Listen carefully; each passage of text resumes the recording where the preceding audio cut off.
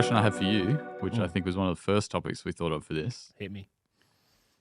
Electric cars. Mm. You own one and have owned one for about 6 months, I think. Yep. What is your review? Like, they're everywhere now. I see them all the time. Yes. Not just the model that you have, but Yeah. others. And I Yeah. see it a lot online, Yeah. other YouTubes reviewing them. But what Yeah. are your thoughts in Australia, in Sydney, with an electric car? Yeah. Okay. Good question. So I have my model. It's a MG ZS EV. So Mouthful. it's a mouthful. But yeah, you're right. I see them all the time as well. Mostly, I think Teslas. I see a lot of Teslas. I see a lot of Polestars. Yep. Polestars, Volvo's Yep. brand, and then I see a lot of. Actually, I don't see a lot of my car, but I see a mix of then my car, a Hyundai Ioniq 5, Yep, and the yep. Kia EV6.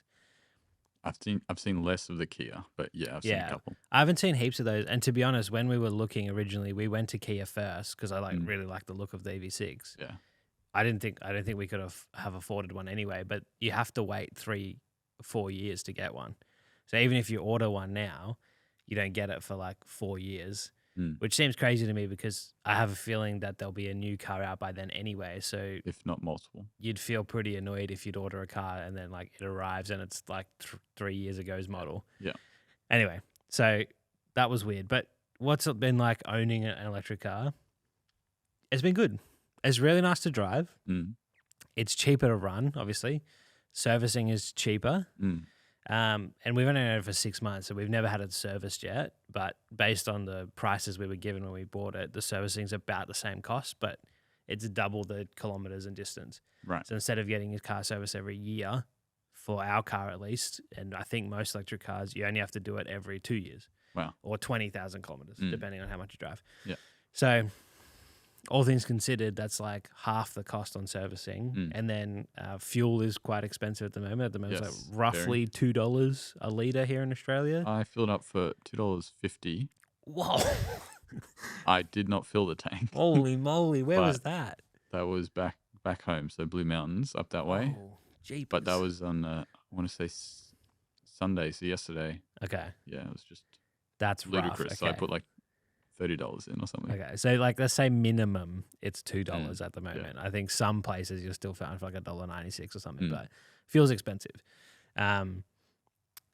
Electricity is going up in price still as well, but it's still cheaper than fuel for the most part for our use case. Yeah. When we first had it for the first like 4 months, we didn't have a power point. We live in an apartment block, and we have like a garage, like a communal garage, and we have spots in the garage. Oh, the prime's getting to me. we didn't have a car charge, like a power point in the garage, right? And usually the way you do it is you just kind of slowly trickle charge it overnight. Yeah. So in the meantime, in the first 4 months of owning the car, we would just go to a shopping center for like 2 hours every week at some point, whether it was like late at night or like on a Sunday we go and have lunch or something and just at the time and just charge the car in the fast charger. Yeah. And for 2 hours it would be like basically 0 to like 90 something percent, and that would get us through the next week. Yeah, wow. So we just did that once a week, and that cost about $15 For the charge. to fully charge the car. That was something I wanted to ask. Yeah. Do you pay for the charging, the public charges, and how much is it? Yeah. So there are free charges. There's some free charges, not a lot of them, but they're all like really slow. The free ones are like 12 kilowatt hour or something, like really, really slow. Like wow. You can leave your car there for like a while and it will go up, but you couldn't rely on free ones sustainably if you had a job to charge your car. Unless it was somewhere like near work where you could like plug in. But a lot of the free charges, you have to pay for parking. Some of them. Then you kind of like shopping center or wherever it is. Yeah, and the ones at the shopping centers, they usually have like fast chargers, and then they have the free chargers, which are like 22 kilowatts, which is pretty good. And you can go and just leave your car there, and it might go up like 10 or 15% while you're in the shops for like an hour or something. Yeah. But yeah, it's hard to find them because everyone's trying to get the free ones.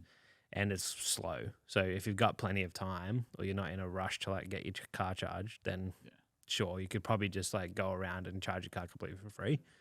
But I think if you're trying to live your life also, it's pretty hard to do that. Yeah. What is Yeah. it like in terms of finding those chargers? Are they Mm. like, is it densely populated in Yeah, your it's actually pretty good. So Tesla obviously has a pretty big network of chargers. Even in Australia, it's pretty good, Tesla's network. But for other cars, there's a couple of different like charging types. So Yeah. in Australia, there's CCS, which is like my car's CCS. Most of the cars are CCS, except for Teslas are like a special one. So if you go to a Tesla charger, their charger won't fit in any other EV car, Right. but you can adapt CCS plug to use a Tesla. So you can charge a Tesla at anything basically, Yeah. but you can't charge anything at a Tesla. Kind of like Right. the whole Does the Tesla every thumb's a finger, not every Yeah, finger's a yeah. thumb kind of vibe. does the Tesla come with that adapter, or is it the charger itself comes? Yeah, Oh, sorry. I think the Teslas come with that adapter. So our car's CCS, and there's apps. So in Australia, like there's a ChargeFox app, there's a PlugShare app, there's an EVIE app, and they're all like separate networks that people have built out. PlugShare should show all of them, but it doesn't always. And then you can just like look through. Google Maps is like starting to show where specific chargers are, which is handy. That's good. But then you can just open the apps and like search where you're going, and it will show you where the closest charger is around you. Mm. I know most cars, and the Teslas are really good at this. Like you can put in your destination on the maps, the navs, Yeah. and then you can like it'll say you have this much charge. Yes, you'll make it. No, you won't. You'll have to stop here. Like if you're doing a long distance thing, you have to stop at this charger on your way and charge up for a few hours and then keep going, or like an hour or something. Is it pretty accurate to like? Yeah, as far as long you as far as I know, Tesla's is pretty good. Our car doesn't have that feature, Right. or if it does have like EV chargers on the navigation system. But to be honest, we just use Android Auto and Apple CarPlay for most of Yeah. the nav stuff because their software is okay, but it still kind of sucks. Yeah. So it's pretty easy to find chargers, and to be honest, I think most people will find one near them, like near their place, and then we'll just use that one the most frequently, or a few near them, like maybe if some are booked out or unavailable, whatever, for some reason, they might go to the other one. The good thing about the apps too is usually you can tell whether they're being used at the time or not. So if you're like on the way to the shops and you're like, oh, I'm going to charge a car, and you're making a decision whether you should go because you need to charge a car or not, you can actually check the app and see whether it's available. Right. That being said, you could, by the time you get there, someone could have come out and left, and then it could be available. Yeah. But at least you have a good idea of whether it's like busy or not. So, It's real time. Yeah. For the most part. yeah, it's pretty quick actually. Yeah. That's really cool. Huh. And looking at your electricity bill for the home charging side of things, which you say you don't do too often, or too much, is it a massive draw? Like, Yeah, so I never finished that story actually. So the first 4 months of having the car, we didn't have a plug. We then got an electrician to install a plug that's connected to our apartment's meter in our car park. So now we can trickle charge the car overnight just at home. And since we've had that installed, we have never gone and charged it at a shopping center. So it's cheaper or just easier? Like it does. It's way easier. You don't have to like go anywhere. plan to go to the shops to charge your car. And I think it is cheaper, but it's way slower. So like if you don't properly plan, you can't just like quickly plug it in and then have some charge and go. Like if you need the kilometers, like there's still a little bit of thinking. And I think that's probably the learning curve of having an electric car is like just having to remembering to plan to make sure if you need extra kilometers, you have to do more planning. Yeah. Like our car does 320 kilometers to a full charge. Yeah. Which is not a lot. Like No. it sounds like a lot, but like a normal car might do 400 kilometers on a tank of fuel. Yeah, if not more. Like I think Maybe more. Ours isn't a massive tank, but I think we can get like 550 out of it. Yeah. And there is like an eco mode in the electric car, which like reduces your acceleration, and it's still quick, but it's like, it's eco. And that it brings it up to like 350. So it does give you a little bit more Boost. And I think that's what they rate it for. Like if you go and look at all the advertising for it, it says like 350 kilometers on a charge. But it's like if you want to just drive normally, it's actually like close to 300, 320. Yeah. As long as you plan, it's fine. Yeah. Like if we know we're going to drive to the Blue Mountains to see you guys, we can take the electric car and not worry about it. But if we don't plug it in the night before and we wake up it's on 50%, we would still probably be able to make it, but we'd be worried. Yeah.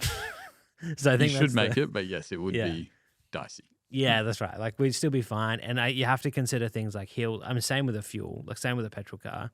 If you're going 100 kilometers on a straight flat road with no corners, then that whatever the manufacturer gives you is probably accurate. If you're going 100 kilometers up and down hills and around corners, and it's probably like closer to like 80 kilometers of actual range you get out of 100 kilometers of range. So going to somewhere like the Blue Mountains where it's like up big hills for a long period of time, like steadily inclining, you're using a lot more acceleration in the car to get up the hill than you would be for the same distance on a flat road. So, but then again, you're also driving on a motorway consistently at a single speed for a good amount of that time. So then you could be saving, same as a normal car, but you just can't stop at a petrol station and fill up your car in 5 minutes and then keep going. Yeah. You just get stuck on the side of the road. You're in trouble. Or you have to like sleep over at a friend's house and hopefully you remember to bring a charger and plug your car in. Yeah. So. Right. So it's really interesting that it's similar like draw to like a petrol car, similar range, all of that sort of stuff. So what do you think are some pros to like having it? Because you had petrol cars before. You still have a petrol car, but you have the EV. Yeah. What's the pros? I think the pro is the drive is really nice. I don't think it's really hard to explain to people how nice it is to drive an electric car until you've driven one or at least been in one. Like the like not having the engine noise, the whole concept of like getting in the car and turning it on and nothing changes is really weird. Even still, like 6 months down the road, usually my wife drives the electric car and then I still drive a petrol car, and it's only because she drives further, so it's more economical. Yeah. But whenever we drive on the weekends and I drive, I like turn the car on and I'm like, it feels weird that nothing happened, nothing changed. Like there's no engine started. And even still, like I'll turn the car on and then I'll be like, oh, you can turn the car on. I'm like, it's on. She's like, whoa. So it's still a bit mind blowing, but I think the pros are the driving experience is really nice. It is cheaper to run generally. That being said, they do cost more. There's a lot of like trade-offs of like, I think here's a better question. Would I only have an electric car? Like, because at the moment we have, yes, an electric and also a petrol car. In 2023, would I only have an electric car? No, because it's not reliable enough. Yeah. Like if we wanted to go to Newcastle or, Wollongong or even further, like our family on the Gold Coast, if we wanted to drive to the Gold Coast, would not do it in our car. Maybe if we had a Tesla, which are $50,000 more expensive than the car we bought, maybe if we had a Tesla, we could do it because they charge quickly and they have more range. And they have a network that like is pretty reliable. No, I wouldn't have just electric cars. Especially for those longer distances. Yeah. If you were to live just in, and like everything that you needed was contained within city of Sydney. As a city car, absolutely, yeah. If you knew you would never, if you hated road tripping and hated driving for long distances, get an electric car. Yeah. Invest the money because you might spend $10,000, $15,000 more than the equivalent petrol version now. But I think I did the maths. Like in the 5 years that you might own that car for, you will save that money. You get that money back. Like it's worth investing if you can at the time. Yeah. No, that's really interesting. It's something we've talked about, my fiance and I. We've talked about one day owning an electric car just because we like them. We like to look at them. Yeah. Same thing. We've been in yours. It's very nice. And the drive is something. It's just smooth. You just don't understand it until you've like sat in one and been in one. But yeah, it's like any other car. It's very just peaceful. Yeah.